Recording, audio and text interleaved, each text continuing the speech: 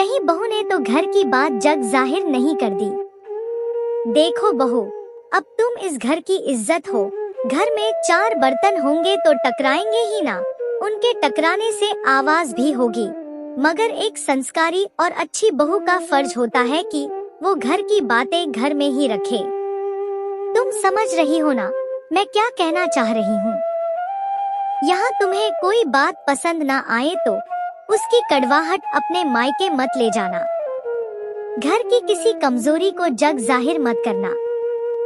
ससुराल की बातें अपने मायके या अपने जानने वालों में भूल कर भी मत बताना।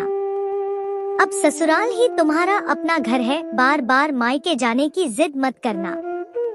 और हाँ बहू, अपने पति की कमाई को ध्यान में रखकर खर्च करना। अगर पैसों के मामले में समझदार नहीं रहोगी तो ये तुम्हें बाद में महंगा पड़ सकता है। कविता जी ने अपनी नई नवेली बहू श्रुति को समझाते हुए कहा। संस्कारी बहू श्रुति ने भी अपनी सास की बातों को ध्यान से सुनकर जी मम्मी जी कहकर हाँ में सिर हिला दिया। आज ही श्रुति ने कविता जी की इकलौती बहू बनकर ससुराल की दहलीज पर कदम रखा था। कविता जी के पति अमित जी एक प्राइवेट कंपनी में जॉब करते थे। उनकी बेटी मेघा की शादी भी साल पहले हो चुकी थी। वो भी अपने ससुराल में खुश थी। कविता जी का बेटा यानी श्रुति का पति अनुज इंजीनियर था, जो एक मल्टीनेशनल कंपनी में जॉब करता था। अनुज और श्रुति की शादी अरेंज मैरिज थी, जो किसी रिश्तेदार ने तय कराई थी। श्रुति के पिता ने अपने सामर्थ्य से बढ़कर शादी में खर्च किया था। बारातियों की आव भगत और लेन देन में किसी बात की कोई कमी नहीं रखी थी। श्रुति की मम्मी एक होममेकर थी। श्रुति की एक छोटी बहन थी जो कॉलेज में पढ़ती थी। सास बहू का रिश्ता बहुत नाजुक होता है। इसमें कई उतार चढ़ाव आते हैं। कई बार स्थितियां सुलझ जाती है तो कभी कभी किसी का व्यवहार परिस्थिति को बेहतर बनाने में रुकावट बनता है। श्रुति अपने आप को नए माहौल में ढालने की पूरी कोशिश कर रही थी। उसने अपनी सास की बात गांठ बांध ली थी। वो अपने ससुराल की किसी भी परेशानी का जिक्र अपने मायके में नहीं करती थी। वो ससुराल को अपना घर और ससुराल वालों को अपना समझ रही थी। इधर कुछ दिनों से कविता जी कुछ उदास दिख रही थी। ऐसा लग रहा था कि मानो उन्हें कोई चिंता खाए जा रही है। क्या हुआ मम्मी जी? आप कुछ दिनों से परेशान लग रही है। श्रुति ने एक दिन अपनी सास से उनकी परेशानी का कारण पूछा। अब तुमसे क्या छुपाऊं बहू, मेरी बेटी मेघा और दामाद जी बहुत परेशानी से गुजर रहे हैं। दामाद जी की नौकरी चली गई है। ये बात श्रुति के पति अनुज को भी पता थी, लेकिन उसने अपनी माँ के कहने पर श्रुति को कुछ नहीं बताया था। कविता जी ने बेटे से कहा था कि बेटा, श्रुति अभी अभी घर की बहू बनी है, उससे अभी घर की निजी बातें बताना सही नहीं रहेगा। पराये घर से आई है, पता नहीं उसका स्वभाव कैसा हो। कहीं वो पल पल की खबर अपने मायके में ना दे दे। कविता जी अक्सर अपने बेटे से यही कहती कि कोई राज किसी खास दोस्त को भी मत बताना, क्योंकि खास दोस्त का भी कोई खास दोस्त होता है। पर आज उन्होंने अपनी बहू की मासूमियत देखकर अपने दिल का बोझ हल्का कर लिया। वैसे दामाद जी नई नौकरी ढूंढ रहे हैं। अभी घर के सारे खर्चे दामाद जी के बड़े भाई उठा रहे हैं। इस बात का फायदा उठाते हुए मेघा की जेठानी ने मेघा को नौकरानी बनाकर रख दिया है। सारे घर का काम उस पर डालकर सारा दिन आराम करती है। बेचारी मेरी बच्ची, इतना कहते हुए कविता जी रो पड़ी। सब ठीक हो जाएगा मम्मी जी, सब दिन एक से नहीं होते। अगर दीदी चाहे तो हम पैसों की मदद कर सकते हैं, श्रुति ने कहा। नहीं नहीं बहू, दामाद जी बहुत स्वाभिमानी है, हमारी मदद लेना उन्हें अच्छा नहीं लगेगा। बेटा, इस बात का जिक्र तुम किसी से मत करना, अपने मायके में भी नहीं। तुम्हारे ननद नंदोई के सम्मान को ठेस पहुंचेगी, कविता जी ने कहा। जी मम्मी जी, आप निश्चिंत रहिए, ये मेरा घर है, यहाँ की समस्या मेरी अपनी है। मैं इसका जिक्र किसी से नहीं करूंगी, श्रुति ने कहा। कुछ दिनों बाद कविता जी अपने छोटे भाई से फोन पर बात कर रही थी। फोन रखते ही वो अपने सिर पर हाथ रखते हुए कहती है, आजकल के बच्चों को क्या हो गया है? माँ बाप की इज्जत का जरा भी ध्यान नहीं रहा उनको। कहाँ कमी रह गई माँ बाप के संस्कारों में? क्या हुआ जो तुम आजकल के बच्चों को कोस रही हो? कविता जी के पति अमित जी बोले। मेरे छोटे भाई राजन का फोन था।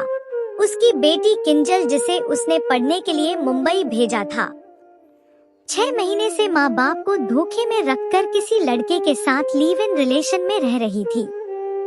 जैसे ही मेरे भाई को पता चला, वो उसे मुंबई से वापस ले आया। उसकी पढ़ाई लिखाई सब छुड़वा दी। जब बच्चे ऐसे नालायक निकल जाए तो ऐसा ही करना पड़ता है। बताओ, पढ़ने लिखने की उम्र में 10 साल बड़े लड़के के साथ। छी छी, मुझे तो कहते हुए भी शर्म आ रही है, कविता जी बोली। कविता जी ने देखा कि उनकी बातें बहू श्रुति के कानों तक भी पहुंच गई है।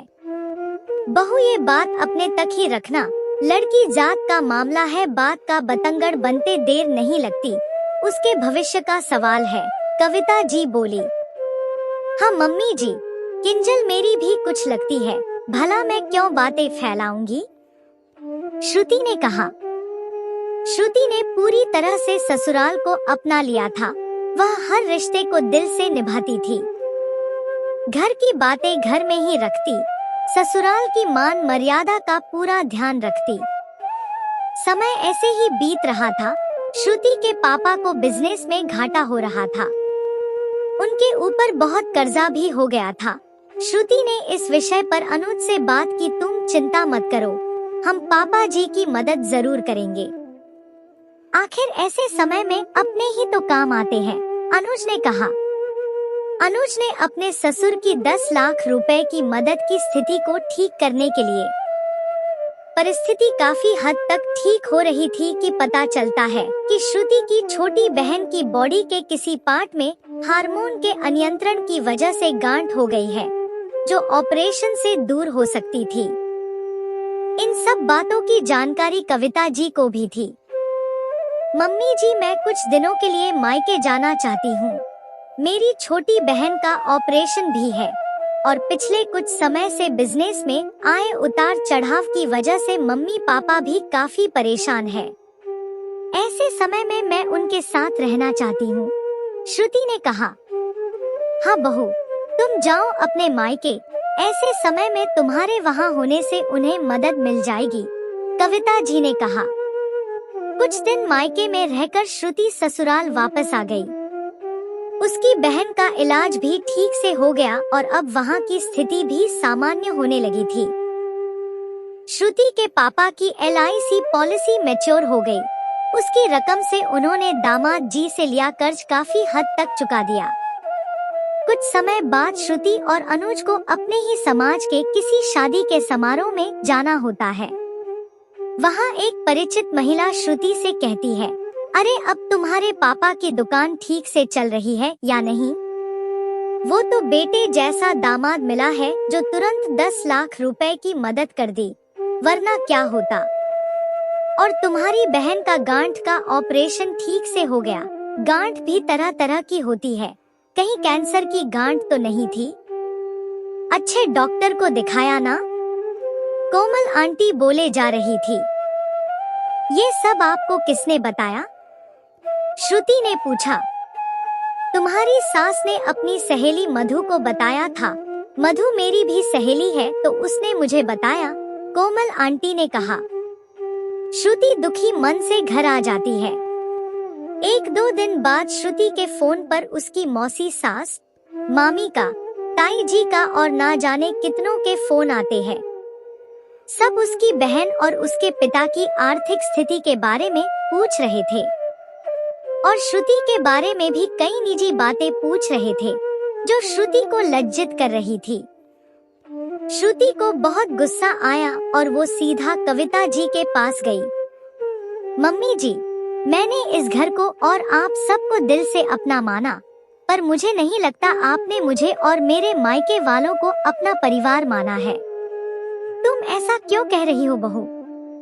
कविता जी बोली, आपने मुझसे पहले दिन ही कहा था कि बहू घर की बातें बाहर नहीं जानी चाहिए।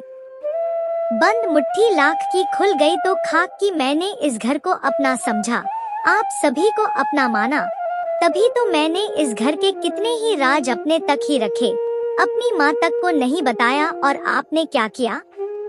रिश्तेदारों, जान पहचान वालों सभी को मेरे मायके की ना बताने वाली बातें भी जग जाहिर कर दी। आपने उनसे कहा कि मेरे बाल सफेद है, मैं कलर करती हूँ, मैं नींद में खर्राटे लेती हूँ। अपनी बहू की निजी बातें सबको बताना क्या सही है? आप तो हम पति पत्नी के वैवाहिक जीवन से जुड़ी बातें भी बाहर वालों को बता देती है। मैंने तो कभी किसी से नहीं कहा कि आपके लगभग सारे दांत नकली है। आप पतली दिखने के लिए टमी टकर का उपयोग करती है। आपने मेरे पापा के बिजनेस के नुकसान के बारे में सबको बताया और साथ ही साथ ये भी बताया कि उनके दामाद ने उनकी मदद की। मेरी बहन की शारीरिक परेशानी को बढ़ा चढ़ा कर बताया। मेरे चाचा की बेटी की अपने पति से किसी बात पर अनबन हो गई, इस वजह से वो अपने मायके में रह रही है। ये बात भी आपने बाहर कर दी। उनका मसला तो कल को सही हो जाएगा, आपस में सुलह हो जाएगी, मगर अब लोग उन्हें गलत तरह से जज करेंगे। क्या ये बातें बाहर करनी जरूरी थी? क्या आप मुझे और मेरे परिवार को अपना नहीं समझती? हर रिश्ते की नींव विश्वास पर टिकी होती है। आपने मेरा विश्वास तोड़ा है, अब आप मुझसे भी किसी बात की कोई उम्मीद मत रखना। अब अगर आपने आगे से ऐसा कुछ किया तो मैं भी आपके और आपके रिश्तेदारों के राज बाहर कर दूंगी। आप सम्मानजनक काम करेंगी तभी सम्मान मिलेगा, श्रुति ने कहा। बहू की चेतावनी से सास संभल गई। अब वह घर की बातें घर में ही रखने लगी।